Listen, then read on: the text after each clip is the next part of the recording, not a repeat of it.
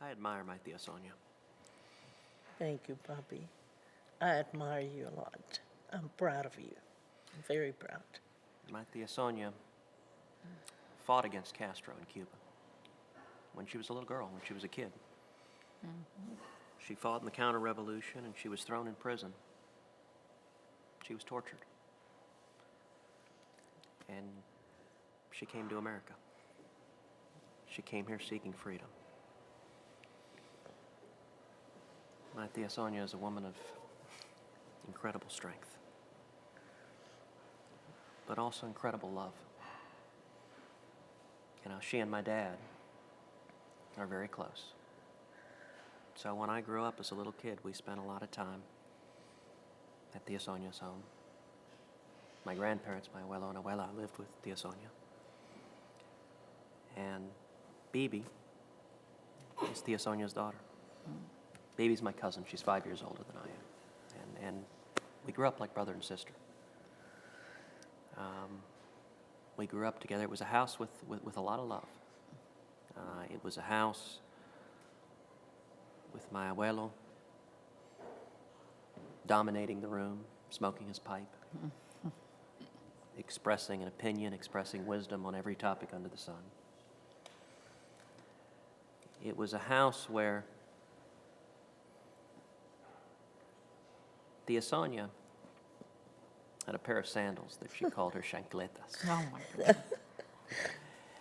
And when the children were misbehaving, and Bibi and I were often misbehaving, I will tell you, she could hit a kid at 20 paces with a chancleta. That's right. And it was, it was the old line about, parents having eyes in the back of their head. You would be doing mischief off in the corner, and suddenly, across the room, a spinning chancleta would hit you in the back of the head, and she could drop you at 20 paces. That's right.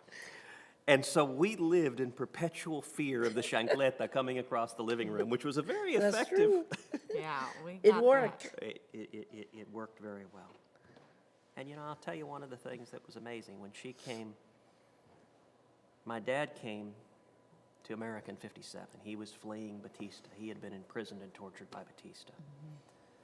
And in '59 is when Castro succeeded, the revolution succeeded, and Tia Sonia began fighting against Castro. Began joining with the rebels, burning down sugarcane fields.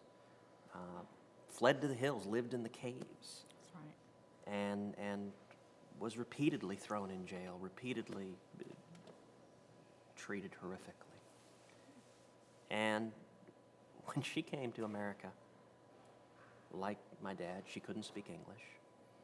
She got a job first as a hostess at a Mexican food restaurant. Couldn't speak English other than, what was it you could say? Do you want a booth or a table? That was it. And then she ended up getting a job at a bank, and she got hired as a teller and worked her way up at the bank to be a vice president of the bank. And throughout it all, she was a single mom to Bibi. A single mom. She was a young mother. You were 22 when Bibi was born. Right. And you raised a strong, vibrant, loving daughter. Thank you. And it's, I love you, Tia. I love you, Dad. I'm very proud of you. I'm very proud that you're going to bring to this country what we always need, the fight for the liberty that you have inside of you. I love you very much. It's one of the things, I think Bibi and I are really blessed. We're fortunate in many, many ways. But one of the ways is being the children of immigrants who came with nothing, but came wanting freedom. You couldn't grow up in our family without understanding every day just how incredible it is what we have here, just how incredible. America has been a beacon for the world. It's been a beacon of hope. It's been a beacon of freedom. And to be the child of immigrants with nothing makes you understand every single day how extraordinary what we have here in America is, and makes you committed to fight for our freedom. I remember when we were kids, my dad used to say to me, used to say to Bibi all the time, that when he faced oppression in Cuba, they had a place to flee to. If we lose our freedom here, We don't have anywhere to go.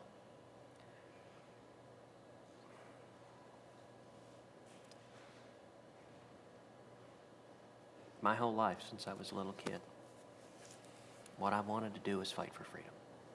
It's one of the blessings of being That's right. the children of freedom fighters. Right.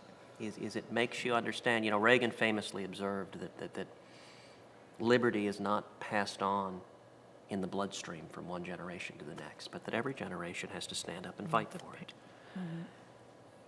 And when you've seen freedom taken away, you understand how precious it is. You understand how important it is to protect what makes America a miracle. You know, there's been no nation in the history of the world like the United States. No nation that has welcomed people from across the globe, fleeing oppression, coming with nothing, but with a heart for a better life. And I think that's the fundamental DNA of what it means to be an American, to value freedom and opportunity above everything else, to understand the unlimited potential of free men and free women, the unlimited potential of each and every human being to achieve our hopes and dreams. That's what this country's about.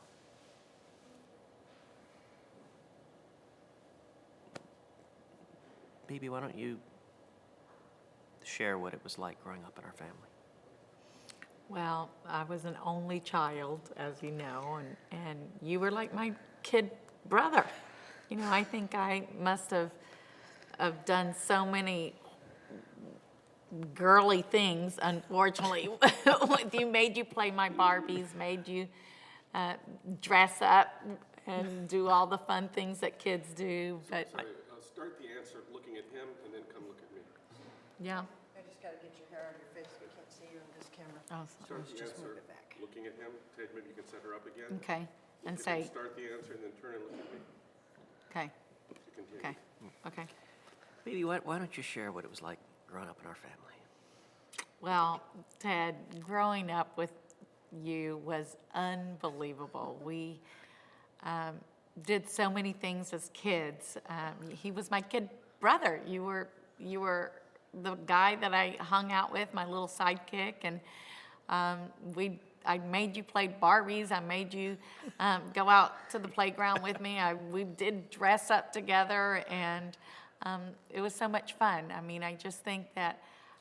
You know, I still remember, Bibi, when I was probably 4 or 5, and you and Miriam and Roxana, my sisters, dressed me up as a bald eagle We dressed you up like a bald on eagle. the 4th of July and stuck me on our dog Jingles. I mean, I was your giant doll, and you had me walking through the house dressed as a bald eagle on this golden lab. That's You thought it was a lot of fun. I'm still probably in therapy as a result. I know. We balanced you on the dog, and you were a sport. I mean, we bribed you with candy or with abuela's empanadas that she would make, and we'd say, okay, you get on the dog, you put this on, and you were happy to do it for the Cuban pastries that we would give you afterwards. But it was a lot of fun. We grew up having a lot of love in our home, didn't we? And Tell me what you admire about your mom. I admire my mother because she is a strong, strong woman that even though she has faced adversity, she has dusted herself off and said, in order for me to make something of myself, in order for me to give you a better life, in order for me to teach you the values of freedom, I'm going to get up and work because it's up to me to create my reality. It's up to me to choose the future that I want for myself and the future that I want for you. I admire her tenacity. I admire her drive. I admire her forgiveness because of the things that she's gone through. She's had to do a lot of forgiving because forgiveness gives you the freedom to choose your destiny. And I admire that about you, Mom. Thank you. I admire you too. You know, I'll tell you, there's no one like my tia Sonia, my tia loca. That's Tia what I loca. call her. Because I've never known someone else with more fire, more strength, more passion, more love. I'm proud of you, Ted. And I know you're going to bring this country, and people are going to realize the same thing that I have. I have it because there is freedom, and you will carry that torch. You will carry it to keep us free and with the liberty that we need. And I'm very proud of you. Thank you, Tia. One last thing, baby. Share what it was like growing up with my father as your uncle Ooh, and the role he played in your life. that's right. Okay. Do I look at you? Start looking at me and So then. that you can look at it from time to time, but don't just stand in the hole. Okay. Well, Ted, growing up with your dad, you know, I'm lucky because he was my uncle, or is my uncle, but he was a father figure to me. He's been like a father figure to me. He's the grandparent to my children, and he is a man of great wisdom. Yet he has a heart that is so precious and so sweet and has shown me the love of a father. He is the person that led me to Christ, and that made the biggest difference in my life and in the life of my children. Your dad has been a stern man, a disciplinarian, but the wisdom that he has shared in our life and my life is invaluable. You know, I remember one time when I was in college, I was 17 years old. I had gone away to Princeton. It was it was a whole new world to me. It was not a world I'd grown up in at all. It's not a world I knew much of anything about. And when I was there, I was alone, was looking for acceptance. And we all make mistakes when we're younger. And one of the things that I did as a freshman in college is I got in a poker game with some older students. They were sophomores. They were members of the basketball team, which on the Princeton campus was about as cool as you could get. And they invited me to join their their poker game, which I was pretty excited about. And Sorry, one thing. What we're saying. They invited me to join their poker game, so you can't say basketball. Bill, I need to stop. I'm out of media here. You're out of media? so they invited me to join their poker game. And what I didn't realize at the time is they didn't really want to be my friends. Instead, they were looking for an easy mark, and I was the mark. I discovered after the fact that they were pooling their winnings and pooling their losses, which is a huge advantage at poker. And I had thought I was a pretty good poker player, but within a couple of weeks, I ended up losing $2,000, which for a 17-year-old kid away at college was pretty scary. Even worse than that was that my parents had just gone bankrupt. They'd lost their business, oil had crashed, they'd had a small business, and they'd gone under. and I was embarrassed. I didn't want to tell my parents what had happened. So I called my tia Sonia, and I said, listen, I'm 2 months into college. I've lost $2,000. I don't want to tell my parents. Can you help? And she loaned me $2,000. She was a single mom at the time. She didn't have a whole lot of money, but she loaned it to me. And I went and got a second campus job. And for the next 2 years, sent her $80 every month to pay back that loan. But that, Tia Sonia was someone you could always count on when you were in trouble, and that meant a lot. I wrote you a promissory note, if you recall. It's a one-page note. And I said, Ted, you have to pay me back. I don't have any money. And he did. He did. He paid every penny back. I'm very proud of you. Very proud. One other thing.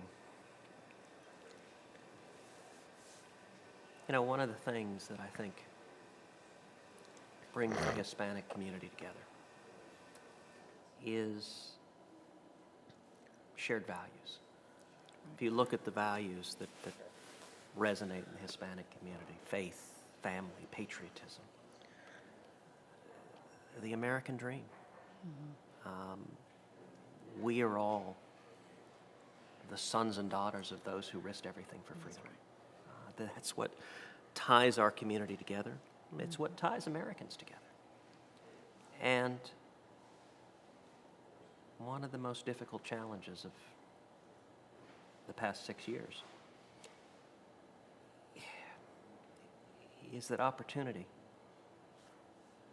is becoming harder and harder for people to realize. The American dream seems distant, and we've got to get back to the environment to the principles that built this country, to the principles that let people come with nothing.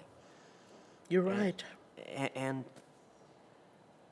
achieve anything. There is no nation on earth that a single mom, not speaking the language, could show up with nothing and build a home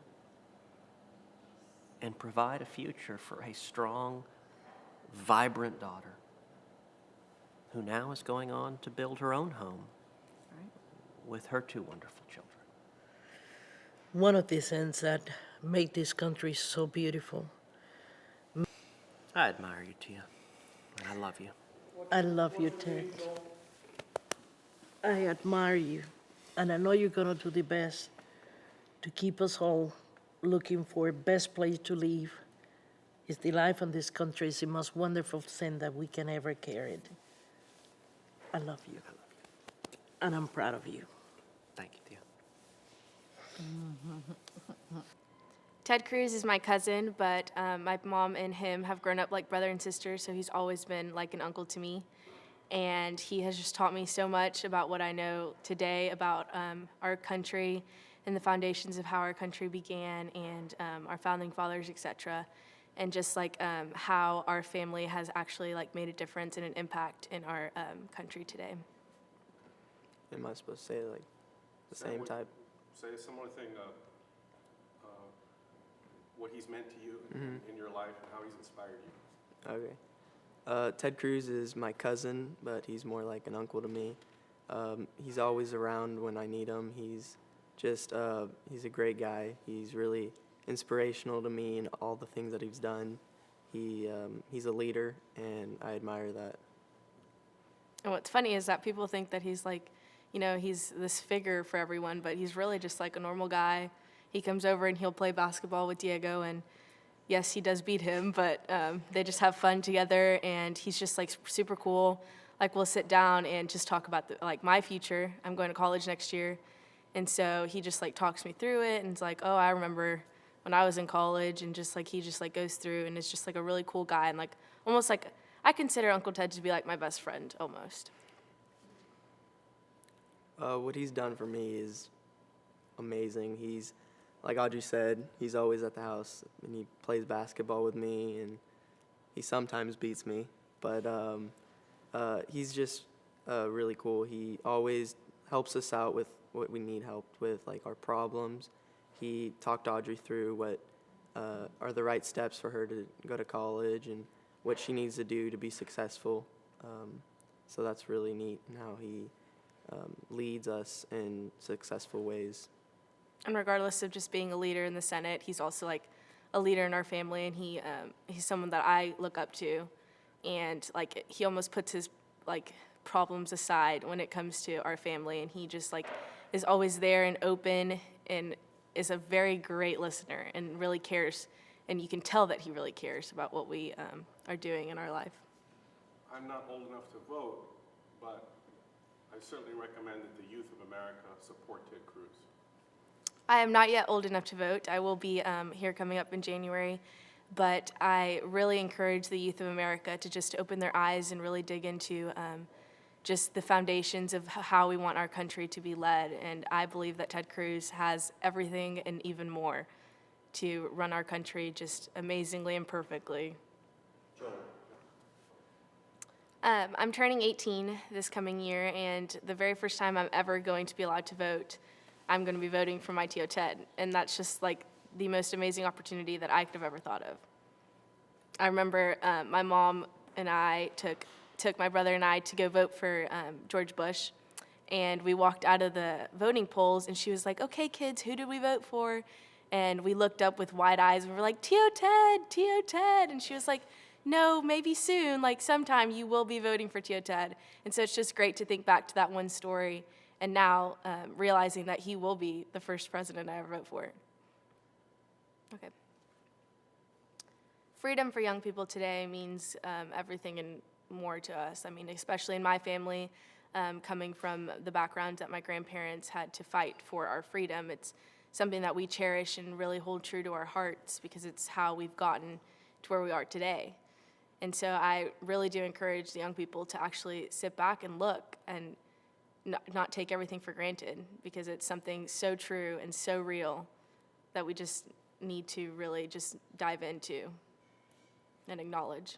Talk about going to a Christian high school, getting ready to go to Baylor, and what your faith means to you. So I have grown up in a Christian school all my life. I've never known the public arena of school. And I've just grown up with having chapel. Stop you, just don't say never know the public arena, Okay. just talk about it. Okay. Same thing, but without that. Okay. I have grown up in a Christian school all my life, from pre-K up to now my senior year. And I've always learned about Jesus in all of my classes. We've prayed. We've had chapel once a week since I can even remember. And just having that foundation in my life has really helped me become the woman I've become. And going to Baylor University next year and knowing that they stand for the same morals and the same foundation that I've grown up on has just been a huge blessing for me to be able to further my relationship with Christ, not only with my education, but internally and like physically and emotionally as well. So are y'all having fun yet? Oh yeah, Yeah, this is pretty cool. Audrey, you're doing great. I don't know what else to say. I don't know, just keep talking. Just keep talking. Cut. Huh? Okay. Am I doing okay, Theo? All right, let me go through real quick. Oh, perfect. Ready? We speed? Yeah, we're speeding. We Why didn't does cut. politics matter to you as a young man? Politics matter to me because I've always grown up listening to the news, always the news being on in my house with our relationship with Ted Cruz, and I see politics as a way to change America to become a nation. Oh gosh, wait, that's not what I wanted to say. Let's see. I see. I think we can cut it off there. I Yeah. thought that was good. I think we got enough. Yeah. The last one. Why is politics important to you? Politics are important to me because. Politics are important to me because I've seen how they have impacted my family in my family life and even my life. And it's just been a huge... Politics is important to me because my family has shown me that it's the difference between being free or losing that freedom. My name is Joe Makopit. I'm 29 years old from Philadelphia, Pennsylvania. And this is my uncle, Ted Cruz. You know, my nephew Joey is someone who I've known his entire life. I remember holding Joey when he was a newborn baby. I was 15 when he was born. His mom was my oldest sister, Miriam. Miriam was 9 years older than I am. I have two older sisters, Miriam and Roxana, who are a year apart in age. And they're half-sisters. They're sisters from my father's first marriage. And when both of them were little girls, our father and their mom divorced. And, you know, kids react differently to divorce. They react differently to their parents splitting apart. It was very hard on my sister Miriam. It was very hard on her. She, like a lot of kids, unfortunately do. I think she blamed herself as a little girl for her parents not staying together. And Miriam passed away a few years ago. Miriam was a beautiful girl. She was really smart. She was full of life. She was loving. When I was a little boy, she used to let me, when I was 2 and 3 years old, pull her hair and pull as hard as I could at 2 or 3 years old, and she would just sit there and let me yank on her hair, almost ripping clumps out of her hair, but she would just endure whatever her baby brother could dish out.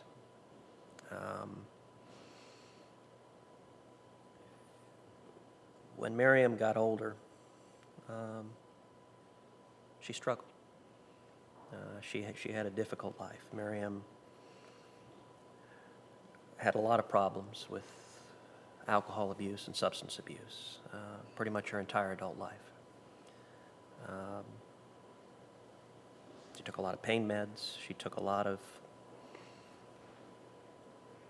made a lot of bad choices. I remember when I was in college, I was going to college up at Princeton, and Miriam and Joey were living in Philadelphia. And I would come and spend Thanksgivings with them down in Philly. I remember one Thanksgiving, you were a little boy, I don't know if you remember this, but one Thanksgiving, my sister was a lot of things, but a good cook was not one of them. and she was, since her kid brother was coming, she was going to try to cook a turkey, but she didn't know how to cook a turkey. And she didn't put it in the oven till I think 4 or 5 in the afternoon. So when I showed up, if you remember, we had Thanksgiving dinner at 2 in the morning because the turkey wasn't ready. I remember that. Until 2 in the morning. Miriam raised Joey as a single mom for most of Joey's life. She and Joey's dad divorced when I believe I was around 2 years old when they split. yeah, I mean, he was a young boy, and Miriam was a single mom with a young son, and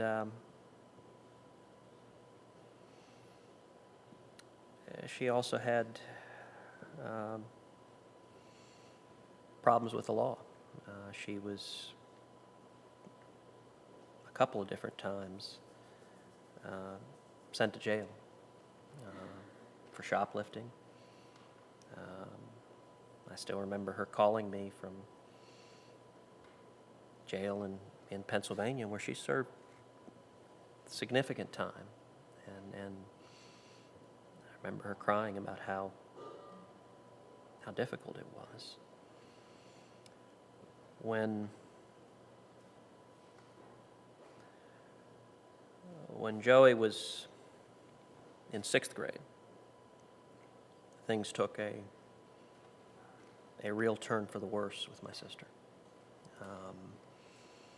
She had come out of prison and had fallen in with some pretty unsavory characters, and the substance abuse was getting a lot worse.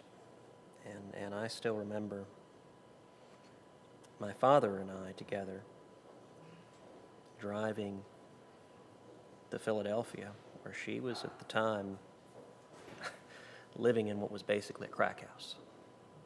And it was, I remember my dad and I leaving our rings and watches and wallets all at home in my apartment because we didn't know if we were going to be robbed. We didn't know if we were going to make it out of this, but we were going to go and try and get my sister and try and... Excuse me. I'm gonna go get my sister. I didn't know if we were going to be robbed. I didn't know if we'd make it out of there, but we were going to go and try and get my sister and try to help her get back on her feet and help her be the mom that Joey needed her to be.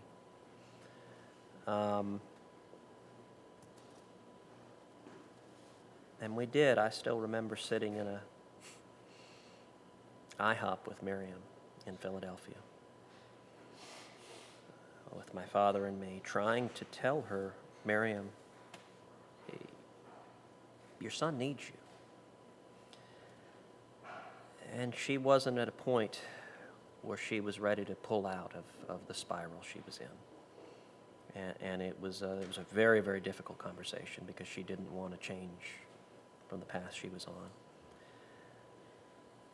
And at the time, I was a young lawyer. I'd just gotten out of law school a couple of years earlier, and I'd just gotten my first job at a law firm. And I ended up basically taking out a loan on my credit card for about $20,000 to pay for Joey to go to a boarding school, Valley Forge Military Academy, for your 7th grade year. And it was, he needed an environment that was safe, that provided some discipline, that could take care of him, because his mother at that point was not in a position to be able to take care of him. And so I took a cash advance on the credit card and wrote a check to Valley Forge for the tuition. All told, it was about $20,000. And Joey went as a 7th grader. Still remember the uniform, and it was it provided, I think, a real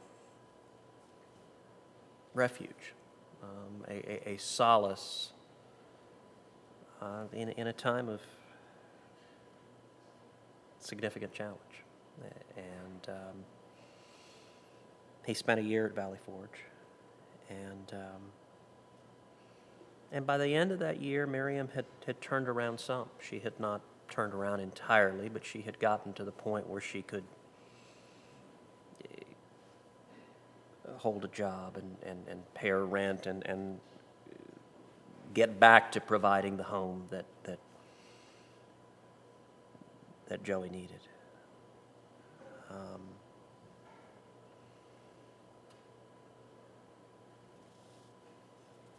It was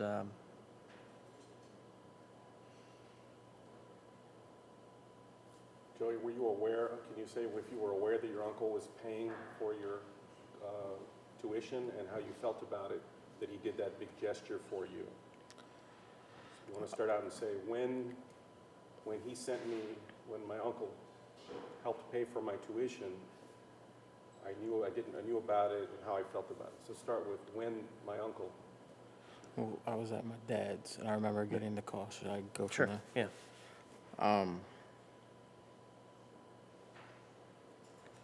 So I was visiting my dad when I was young. My mom and my dad split, so I was visiting my dad for the summer. And I remember getting a call and a package in the mail. Let me go back. I remember getting a call that I was going to get a package in the mail with some information about a school, and it came with a videotape.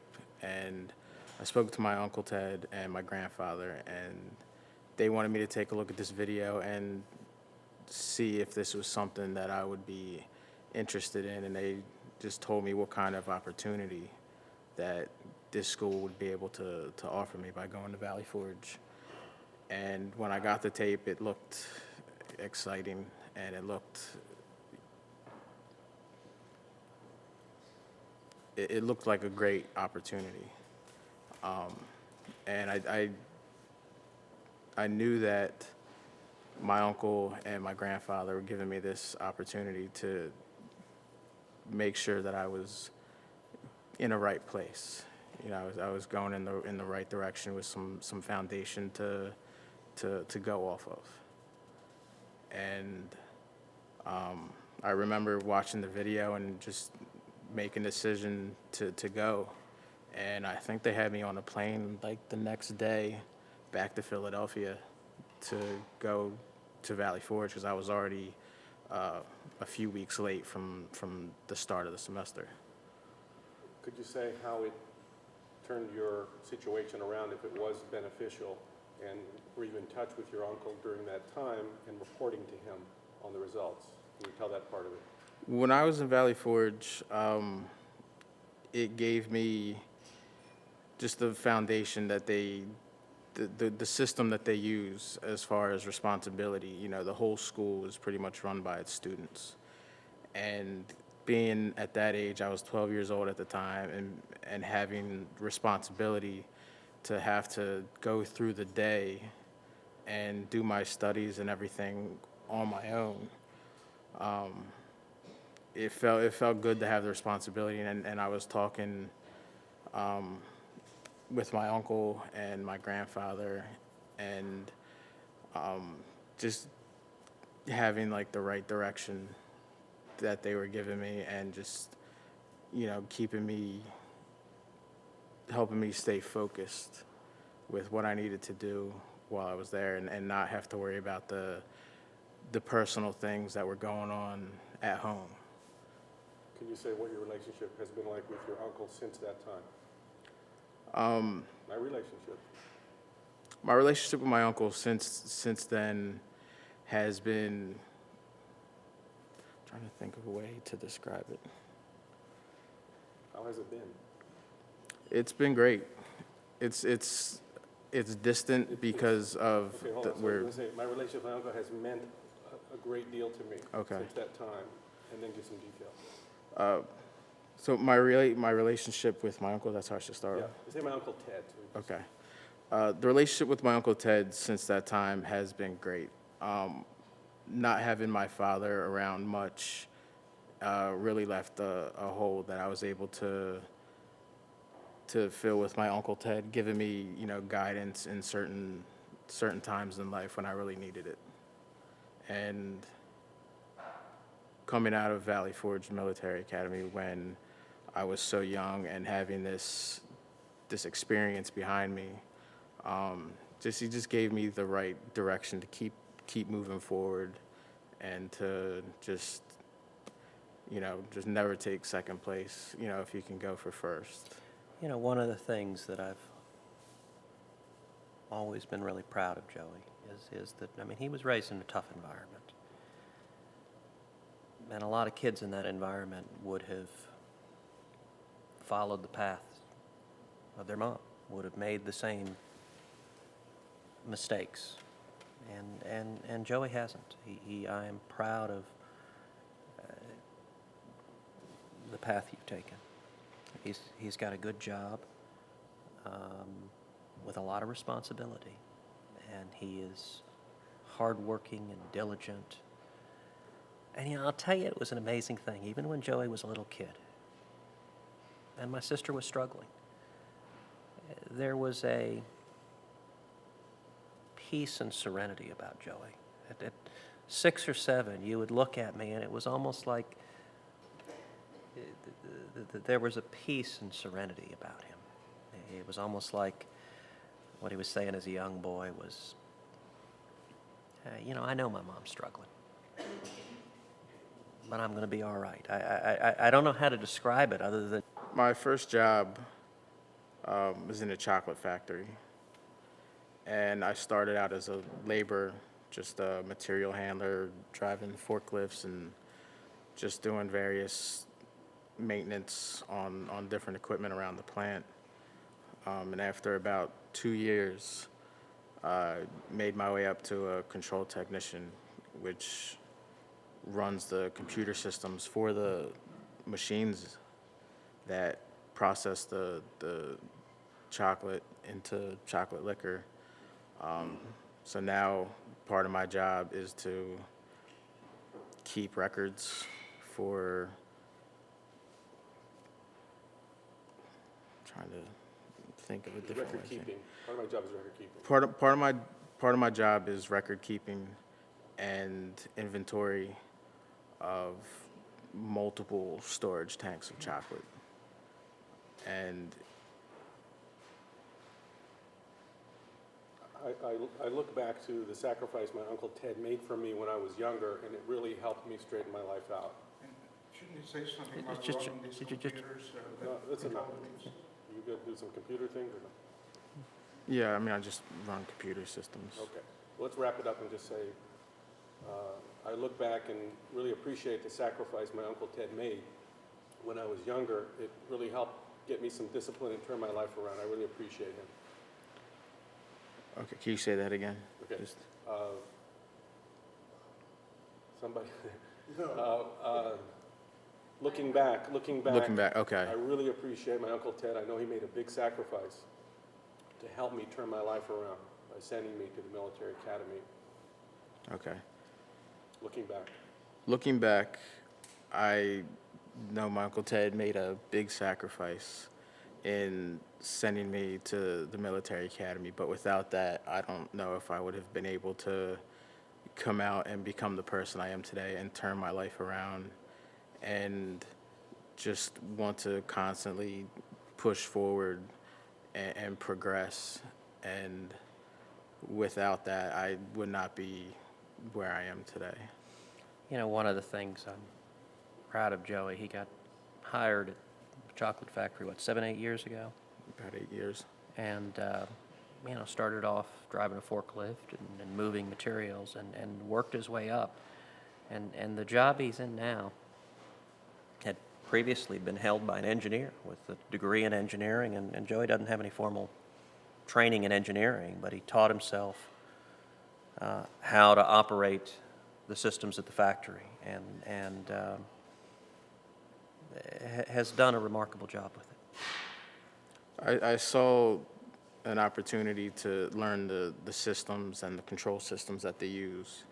And at that point, I realized that this could be my stepping stone to move forward and just excel as much as I could, and just to learn as much as I possibly could from the person that held the position before me. and my Uncle Ted has been an inspiration to me all this time.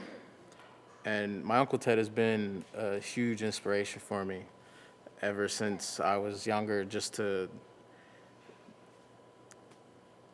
progress and just to keep moving forward, and that you can come from anything, and your future is really what you make it, and just hard work and perseverance is just really all it takes. Okay, one more hug and we're out. It will, Oh, sorry. share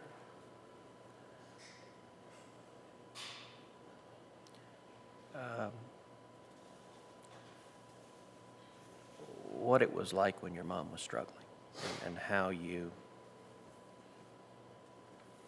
avoided going down the path she had gone. The years my mom was struggling were difficult. The years my mom was struggling was difficult for me. I felt that I took on the role of the parent in that relationship,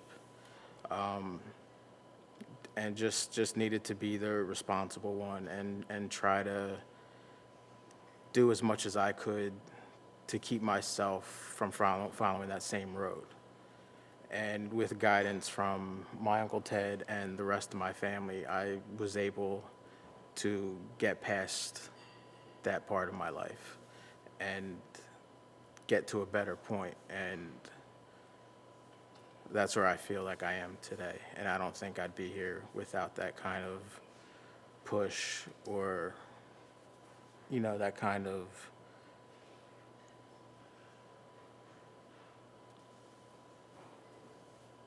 I'm drawing a blank. Example.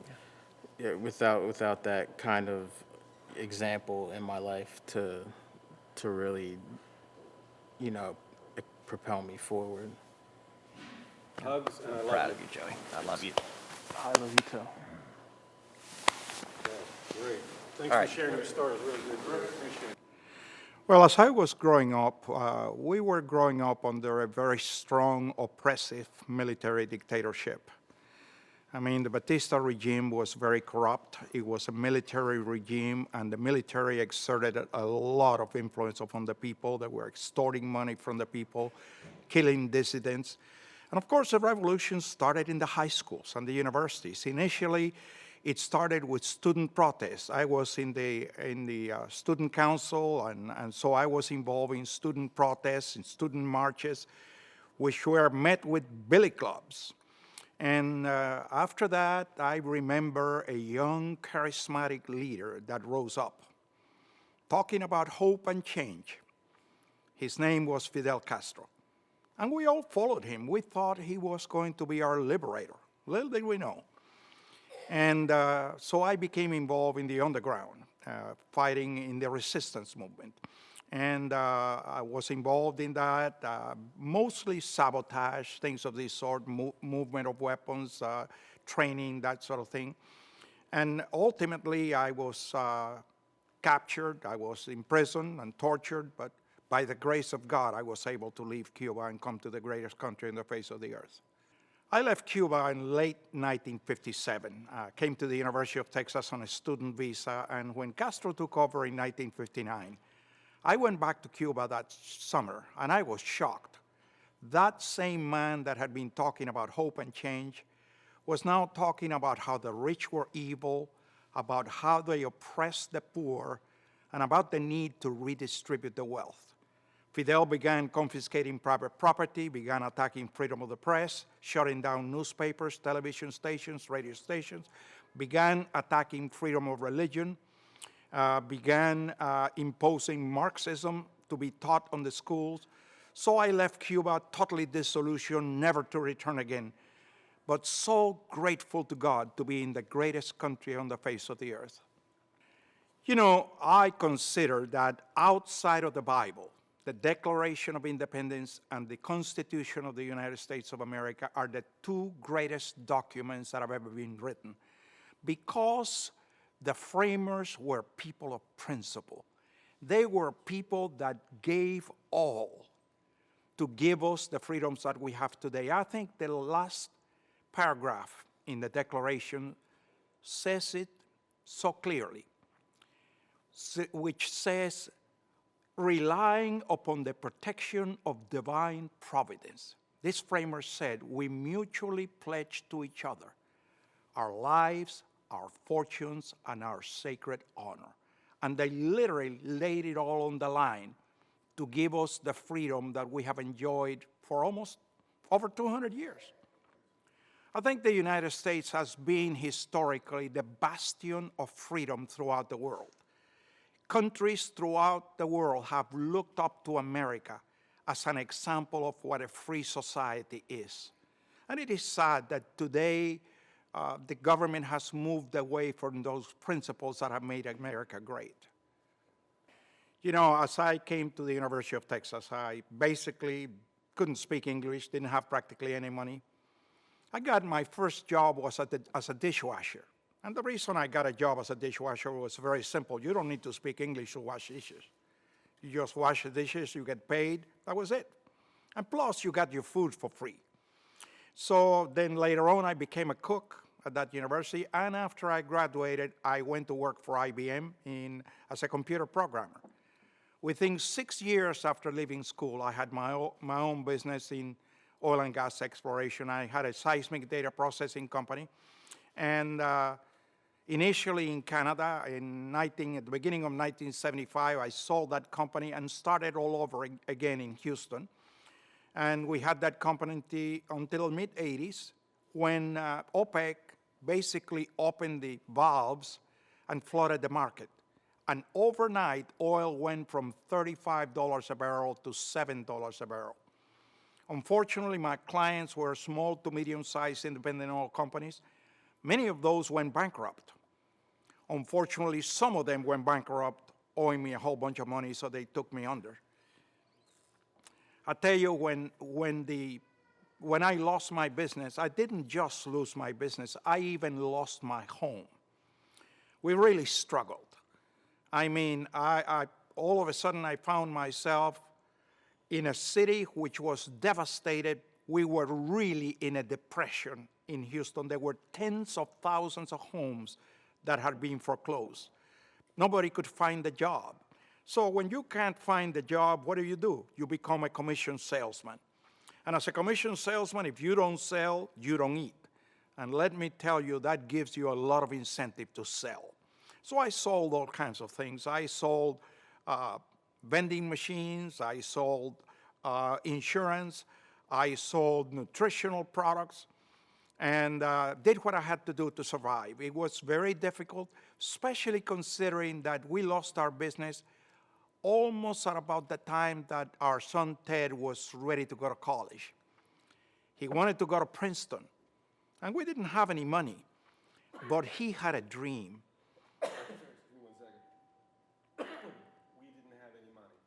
We didn't have any money. We were really struggling. I was trying to make ends meet. Both my wife and I were working. She was also selling insurance. And our son Ted wanted to go to Princeton. As a matter of fact, we had taken a week and driven through all the universities in the Northeast. We traveled to 8 different universities where he had made application. And he settled on Princeton. And actually, Princeton, when they accepted it, they said, look, if he is accepted, we'll make sure he can go here. So they looked at our financial situation. They gave him some scholarship. They gave him a job. And we were so grateful that Princeton gave him the opportunity to work at the same time as going to school and being able to get the education that he wanted. Well, I think Ted realized that you can't just rest on your laurels. I think Ted realized during that time that you cannot rest on your laurels. Just because we had a business that was very successful, it wasn't a guaranteed utopia. We saw that business disappear overnight. We saw our having to lay off 25 employees and really struggle as we saw the whole business disappear. And, you know, one of the things that I had told Ted over and over again, Ted, this is the land of opportunity. This is a land where with hard work and perseverance, all your dreams can become a reality. You know, the Bible says, and I would say to Ted, the Bible says, though the righteous falls 7 times, he gets up again. And I would tell him, I said, you know, Ted, we're going to struggle in life. We're going to struggle. We're going to fall. But when you fall, you have 2 choices.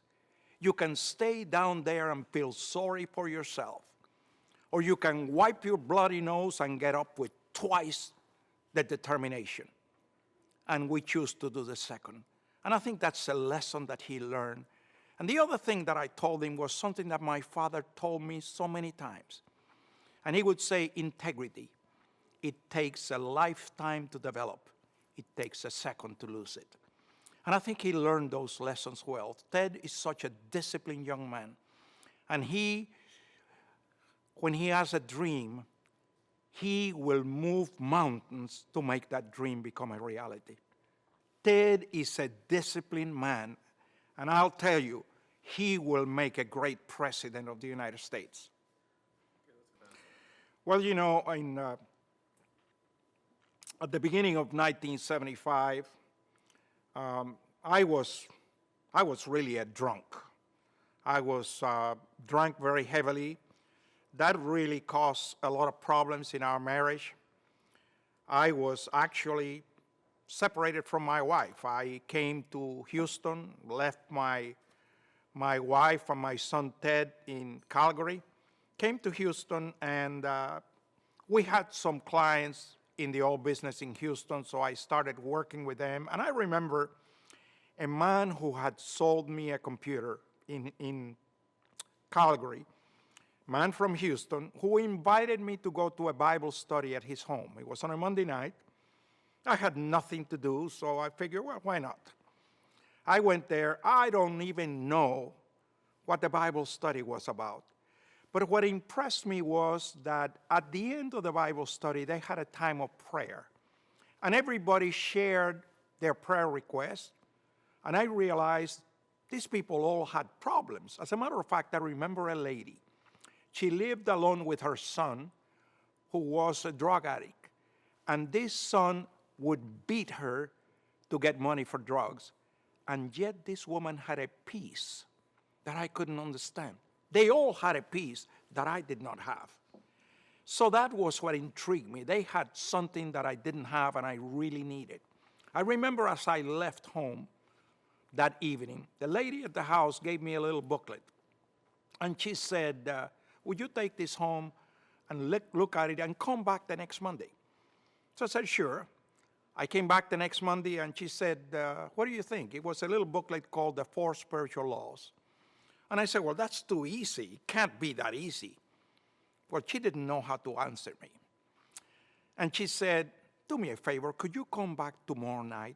Our pastor is going to be at our home. I said, sure. 7 o'clock. So the next evening, it was Tuesday, I went to their home, 7 o'clock at night. And you got to remember, I was a scientist. I spent 4 hours arguing with this preacher. I had all the answers. I remember the last question I asked this preacher. I said, let me ask you a question. How about that man up in the mountains of Tibet that's never heard about Jesus? And this preacher very wisely didn't follow that rabbit. He said to me, to tell you the truth, I don't know about that man up in the mountains of Tibet who's never heard about Jesus, but you heard about Jesus. What's your excuse? It was as he had hit me with a sledgehammer in the middle of the forehead. And I fell to my knees and surrendered my life to Christ. It's the greatest decision of my life.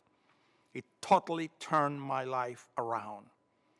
Within a week, I was back in Calgary asking my wife to forgive me and trying to explain to her what had happened in my life. She really didn't understand, but for the sake of Ted, she decided we'll give it another try. We sold our company in Calgary and came back to Houston and started the old business again in Houston. Tell me the 4 spiritual laws, please. The 4 spiritual laws is, first of all, man is a sinner.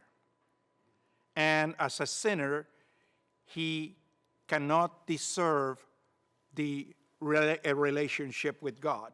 Because God is perfect, he cannot have a relationship with sin. Law number 2 is that God loves us and desires to have an eternal relationship with us. Law number 3 is that there is, as a result of the first 2, there is really a big divide between us and Jesus Christ. Us and God. And Jesus Christ provides the bridge between us and having a relationship with God. And law number 4 is that Jesus Christ went to the cross to become our substitute and pay for our sins. And as we receive that payment for ourselves, we are accepted by God and can have an eternal relationship with him. You know, religion has played a role in American politics from the very beginning. You know, America is a very unique country. America was founded by men and women coming here seeking the freedom to worship God. When those pilgrims left England, if you were not a member of the Church of England, you were a heretic and you were persecuted. So from the very beginning, America's foundations was deeply based upon the Word of God, upon the Bible. And then at the time of the framers, it was the Bible that was the inspiration for the framers. It was the inspiration both for the Declaration and for the Constitution. And I think that that gave us a moral foundation. As a matter of fact, one of the framers said the Constitution is only applicable to a good and moral people. And I think the Bible gave us a moral compass, a moral foundation, which I believe is what has made America great. It has given America a background, a basis, a foundation of integrity.